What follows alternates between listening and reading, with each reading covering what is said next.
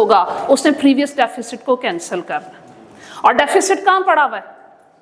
OI में, ठीक है, ओआई में पड़ा हुआ, इनकम स्टेटमेंट में पड़ा हुआ, आपके उसमें ऑपरेटिंग एक्सपेंसेस में पड़ा हुआ है।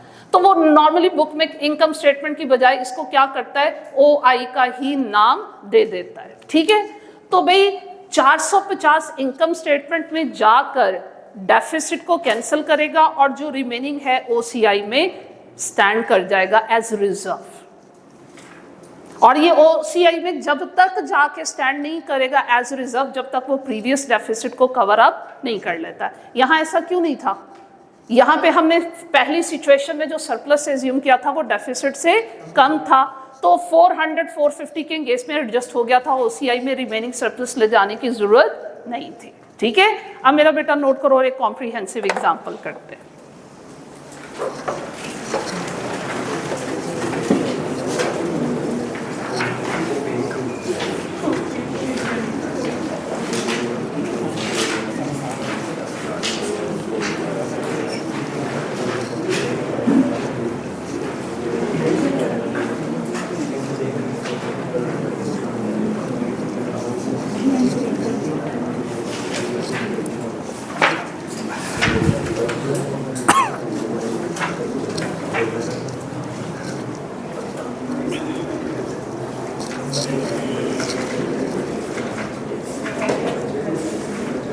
ये आपको मुश्किल तो नहीं लगा?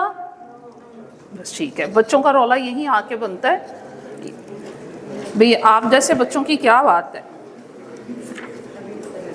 अभी पता चल जाएगा। नहीं नहीं, अच्छा परफॉर्म करोगे इंशाल्लाह भाई।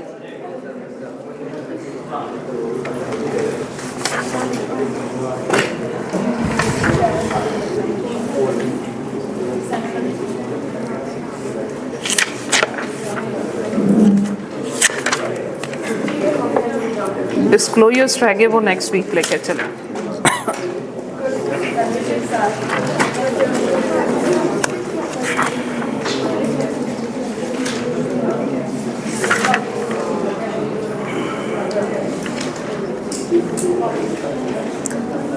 आइए बेटे, एग्जाम्पल नंबर 28, पेज नंबर 75, ये नोट कर लो फिर उसके बाद।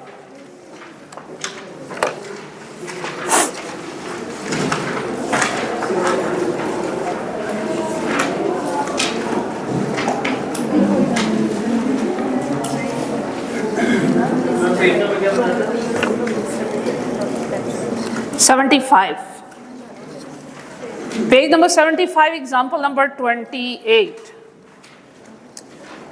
3 years की इंफॉर्मेशन गिवन है बेटे यहाँ।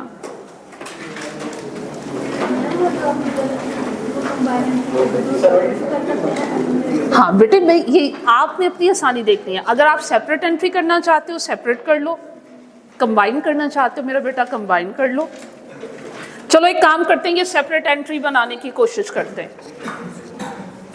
अब जब सेपरेट एंट्री बनाओगे तो एंट्रीज क्या बनेंगी?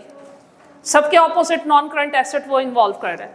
Loss debit non current asset credit, accumulated debit non current asset credit, और इससे नॉन करंट एसेट ऑटोमेटिकली इतनी अमाउंट से क्रेडिट हो जाएगा, अलग से फिर आपको ये एंट्री करनी नहीं पड़ेगी। जितने इफेक्ट्स डेबिट हैं उन तमाम ने इंडिविजुअल एंट्री में डेबिट होना और उनके ऑपोजिट नॉन करंट एसेट ने क्रेडिट होना है। वो काम बढ़ जाता है, इसलिए नॉर्मली मैं वो प्रैक्टिस नहीं करवाती, लेकिन आपकी बुक में प्रैक्टिस है और जिन बच्चों ने ऑलरेडी पढ़ा हुआ है अगर वो उसमें कंफर्टेबल है तो बेटे आप इंडिविजुअल एंट्रीज कर लो, नो इशू एट ऑल। बढ़े आगे, चलो भाई पेज नंबर पहले डिटेल में डिस्कस करते हैं फिर सॉल्व करते हैं। रिक्वायरमेंट क्या है?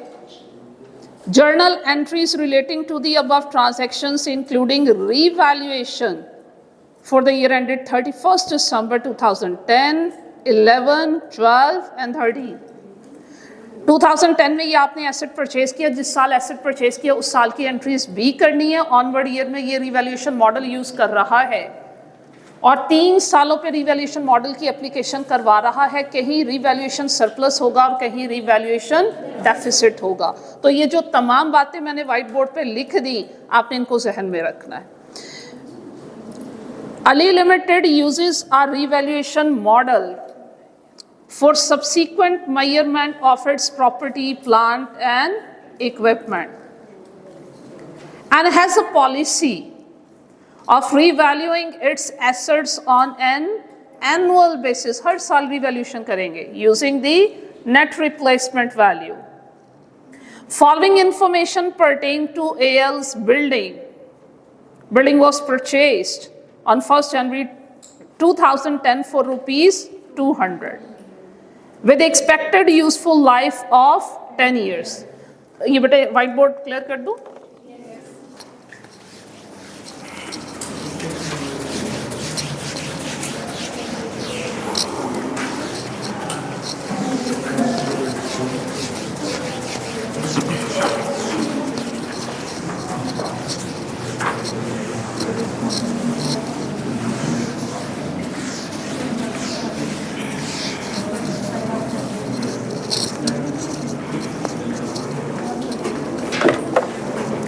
चलें भाई, when you have purchased the asset, date, tell me the date, 1st January, और उसकी recognition की entry क्या होगी? 1st January 2010. आपने इन प्रॉपर्टी, प्लांट, इक्विपमेंट या नॉन करंट एसेट या बिल्डिंग कुछ भी लिख दें, कुछ नहीं बताया कैसे परचेज किया, मैं अज्यूम कर रही हूँ पेमेंट हो गई, मैंने बैंक को क्रेडिट कर दिया. Tell me the amount. 200. इसके अलावा 2010 में कोई और चेंज आया? नो, कोई और चेंज 2010 में वो नहीं दे रहा, लेकिन 2010 के स्टार्ट में आपके पास एसेट आ गया और मेरा बिजनेस ईयर भी बाय चांस जनवरी टू दिसंबर. तो जब दिसंबर ईयर एंड आएगा हमें एडजस्टमेंट्स की जरूरत होती है, और इस चैप्टर के पॉइंट ऑफ व्यू से एडजस्टमेंट क्या है? डेप्रिसिएशन. हमने ईयर एंड पे डेप्रिसिएशन का एक्सपेंस कैलकुलेट करना है 31 दिसंबर 2010. पॉलिसी पढ़िएगा क्या है. खैर फर्स्ट ईयर पे तो कोई फर्क नहीं पड़ता, स्ट्रेट लाइन है. चलो और क्वेश्चन आसान हो गया. कितनी लाइफ है? 10. तो डेप्रिसिएशन का एक्सपेंस नोट करवाइए. और कैसे नोट करेंगे? डेप्रिसिएशन एक्सपेंस अकाउंट को डेबिट करेंगे और एक्यूमुलेटेड डेप्रिसिएशन अकाउंट को क्रेडिट करेंगे. And amount would be 20. चल नहीं, इसके बारे में भी बात करते हैं बेटे. आगे बढ़ते हैं. Straight line basis over their useful life. अब आइए रिवैल्यूएशन की तरफ. Results of the revaluations carried out during the last 3 years by Standard Valuation Service. Independent body उन्होंने आपके बिल्डिंग की रिवैल्यूएशन की. एंड इंडिपेंडेंट फर्म है वैल्यूज की. उन्होंने क्या वैल्यूज बताई भाई? 1 जनवरी 2011 में क्या हुआ? आपके एसेट की फेयर वैल्यू असेस हुई 280. वर्किंग कर ले. अच्छा, अब ये देखो बेटा जी, मैंने क्या करना है. सबसे पहले रिवैल्यूएशन के टाइम में मुझे क्या फाइंड आउट करना है? Net book value. और वो कितनी है इस टाइम? फेयर वैल्यू क्या हो चुकी? 280. सरप्लस या डेफिसिट? कितने से? 100 से. सरप्लस की एंट्री बता. अच्छा, ये सरप्लस कहाँ जाना है? ये फर्स्ट ईयर ऑफ रिवैल्यूएशन है, OCI मिलके एंट्री बनाते हैं. ठीक है. और ये कब होना है भाई? जब रिवैल्यूएशन हुई. When? 1 जनवरी 2011. सोल्यूशन को छोड़ दो, व्हाइट बोर्ड पे फोकस रखो. एंट्री पास करवाओ. एक्यूमुलेटेड डेप्रिसिएशन अकाउंट ने क्या होना है? डेबिट. कितने से? 20 से. सरप्लस ने क्या होना है? और सरप्लस को अब मैं पूरा नहीं लिख रही, सिंपल सरप्लस लिख रही हूँ. रिवैल्यूएशन रिजर्व सरप्लस जो भी लिखना है. इसके साथ क्या लिखूं? OCI में कितना जाना है? 100. कुछ और भी आना है? Non current asset. Non current asset. तो नॉन करंट एसेट की वैल्यू कितनी आएगी? किन दो वैल्यूज का कंपैरिजन? कॉस्ट का फेयर वैल्यू के साथ. कॉस्ट कितनी थी? फेयर वैल्यू कितनी? 280. बढ़ रही है कितने से? डेबिट या credit? Non current asset account या प्रॉपर्टी, प्लांट एंड इक्विपमेंट कुछ भी लिख दें. कितने से? Debit bye 80. क्या इक्वल हुए? यस. पहले अब 2011 में इसके अलावा रिवैल्यूएशन के अलावा कुछ और हुआ? नो. अब हमने क्या काम करना है? 31 दिसंबर 2011 डेप्रिसिएशन का एक्सपेंस कैलकुलेट करना है.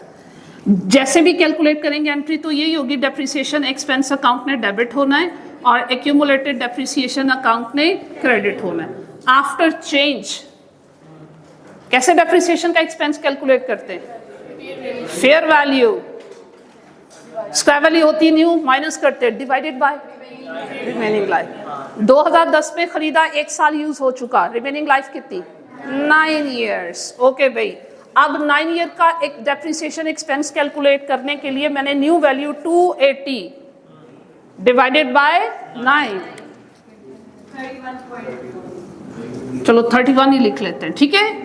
नया डेप्रिसिएशन का एक्सपेंस आया, कितना आया? 31। कुछ और जरूरत है करने की?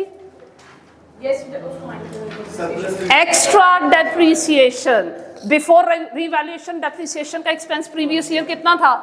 20, वो 20 से बढ़ के किस पे आ गया? 31। कितने का इंक्रीज हुआ? 11। जो डेप्रिसिएशन का एक्सपेंस इंक्रीज हुआ उसका क्या करना है? सरप्लस से निकालना है, रिटेन्ड अर्निंग में ऐड कर देना है। तो एंट्री क्या बनेगी? सरप्लस जो इस वक्त कहाँ पड़ा हुआ है? OCI, उसको डेबिट और रिटेन्ड अर्निंग अकाउंट क्रेडिट, और डेफिनेटली रिटेन्ड अर्निंग भी वहीं पड़ी हुई, कितने से? 11 से। साइड बाय साइड वर्किंग करते जाइएगा। मेरे सरप्लस में अब कितना बैलेंस रह गया? ये बैलेंस कब आया था? 1 जनवरी 2011। अब इसमें कितनी डेप्रिसिएशन एडजस्ट हो चुकी? 11। तो मेरे पास कैरी डाउन 31 दिसंबर 2011 में सरप्लस कितना रह गया? 89। ऐसे वर्किंग करनी है आपने। नेक्स्ट ईयर बढ़ते हैं। अगले साल क्या हुआ भाई? 170। उसकी फेयर वैल्यू किस पे आ गई? 170। अब मुझे 2011 में फिर क्या करना पड़ेगा? बुक वैल्यू कैसे फाइंड आउट करनी है? अब मेरी बुक वैल्यू कितनी रह चुकी? फेयर वैल्यू कितनी थी? 280। उसमें से क्या माइनस किए? डेप्रिसिएशन का एक्सपेंस माइनस किए। कितना? 31। हाँ जी, कितनी वैल्यू थी? 249। और वो नई वैल्यू बेटा जी आपको कितनी बता रहा है? आपको नई वैल्यू बता रहा है 170। डेफिसिट या लॉस कितना? 79 का मुझे क्या हो रहा है? डेफिसिट। डेफिसिट की पहले एंट्री पास कर ले बेटा। व्हाइट बोर्ड की तरफ अटेंटिव, बाद में आपस में बातें कीजिएगा, मुझसे पूछने जहां प्रॉब्लम आ रहा है। ये भाई अब रिवैल्यूएशन कब हो रही है? 1 जनवरी 2012। पहले एंट्री पास कर लेते हैं, बाद में एडजस्टमेंट्स को देखते हैं, ठीक है। डेफिसिट की एंट्री पास करो जी। रिवैल्यूएशन लॉस या डेफिसिट आपका क्या होगा? डेबिट। कितने से डेबिट होना है? 79। एक्यूमुलेटेड डेप्रिसिएशन ने क्या होना है? डेबिट। कितने से डेबिट होना है? चेक करो, जितनी एक्यूमुलेटेड डेप्रिसिएशन रह गई। ये वाली तो आपने कैंसिल कर दी थी, ये वाली डेप्रिसिएशन तो हर साल कैंसिल हो रही है जब जब रिवैल्यूएशन हो रही है। अब आपके एक्यूमुलेटेड डेप्रिसिएशन में क्या पड़ा हुआ है? 31। इसको क्या करना है? कैंसिल। हाँ जी, क्रेडिट किसको करें? Non current asset. Non current asset definitely कितने से क्रेडिट होना चाहिए? 110 से। 110 बन रहे? 110 से। 110 की वैल्यू ढूंढो। 110 कैसे बन रहा है? कॉस्ट कितनी थी? 2।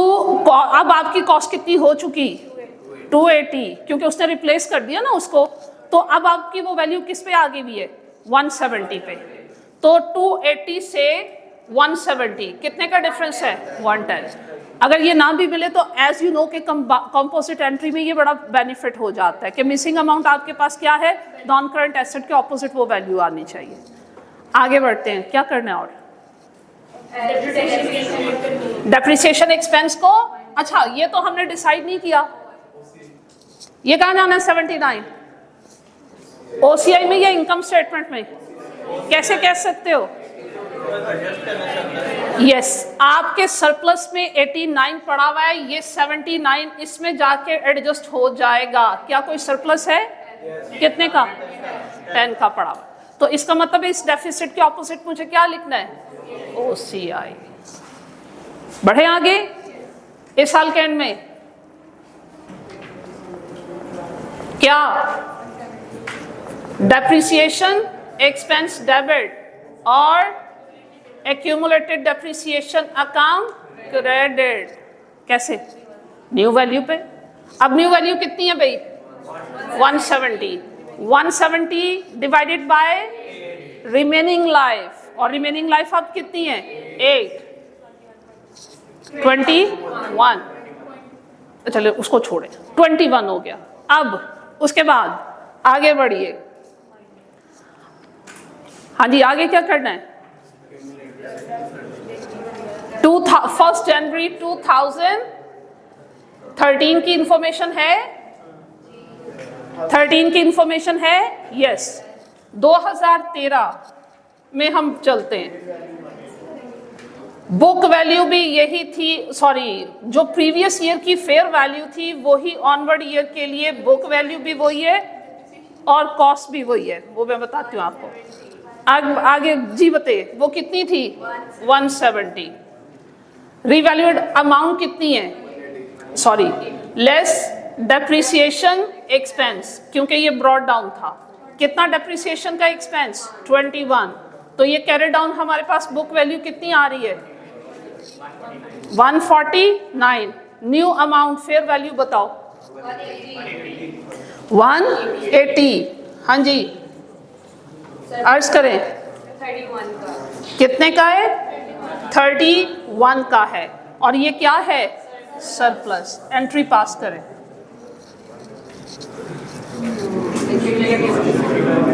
हमने एक्यूमुलेटेड डेप्रिसिएशन अकाउंट को डेबिट, सरप्लस अकाउंट को क्रेडिट। ओके भाई, अब नॉन करंट एसेट हम मिसिंग उसमें डाल देंगे, अदरवाइज डायरेक्टली आप यहां से भी कैलकुलेट कर सकते हो। एक्यूमुलेटेड डेप्रिसिएशन कितनी कैंसिल करनी है? 21 कैंसिल करनी है। सरप्लस के ऑपोजिट कितना आना है? 31 आना है। तो ऑटोमेटिकली नॉन करंट एसेट कितने से डेबिट होगा? 10 से। सरप्लस ने किधर जाना है? क्योंकि वो ऑलरेडी बैलेंस पड़ा हुआ, तो इसलिए उसने कहाँ जाना है? OCI में। और ये कितना है? 31। डेप्रिसिएशन का एक्सपेंस कैलकुलेट करो। 31 दिसंबर 2013 एंट्री क्या पास करोगे? डेप्रिसिएशन एक्सपेंस अकाउंट डेबिट और एक्यूमुलेटेड डेप्रिसिएशन अकाउंट क्रेडिट। हाँ जी, कितने से? अब आपकी वैल्यू क्या होगी भी है? 180 शुड बी डिवाइडेड बाय 7। कितना? जो भी आया। ऑनवर्ड क्या करना है? आखिरी एडजस्टमेंट बता दें। लास्ट एडजस्टमेंट क्या करनी है बेटे? जो एक्स्ट्रा डेप्रिसिएशन है जो कि आपके पास 21 माइनस जितनी भी आ रही होगी, उसका क्या करना है? सरप्लस से निकालना है और रिटेन्ड अर्निंग में ऐड कर देना है। जल्दी से टाइम बताओ।